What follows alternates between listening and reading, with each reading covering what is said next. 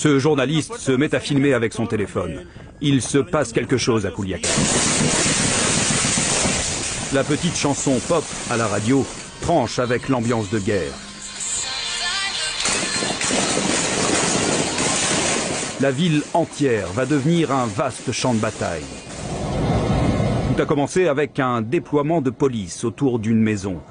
À l'intérieur, il y a Ovidio Guzmán, le jeune homme de 29 ans, a repris les affaires de son père, El Chapo, le grand narcotrafiquant condamné à la perpétuité cet été aux États-Unis.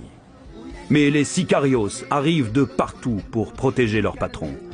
Et comme le montrent ces images, ils sont beaucoup mieux armés que la police. Au milieu des crépitements de mitraillettes, un bruit sourd de roquettes. La ville est littéralement à feu et à sang. Les habitants courent pour éviter les balles perdues, se terrent dans les supermarchés ou utilisent leur voiture comme bouclier. Papa, est-ce qu'on peut se relever? Non, ma chérie, il faut rester au sol. Mais pourquoi? Parce que l'assaut du cartel de Sinaloa contre les forces de l'ordre n'est pas terminé. Mais la police ne va pas résister longtemps devant la puissance de feu des narcos. Ils ont dû abandonner, comme l'a expliqué le président ce matin. On ne peut plus combattre le feu par le feu comme on le faisait avant.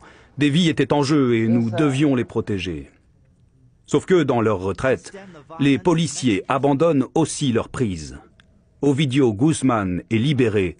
La méthode du nouveau président se retrouve sous le feu des critiques. C'est un camouflet absolument gigantesque pour ce gouvernement qui a montré en fait qu'il avait cédé face au crime organisé.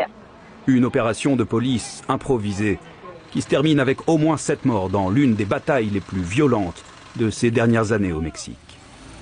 Ici Mathieu Prost, Radio-Canada, Montréal.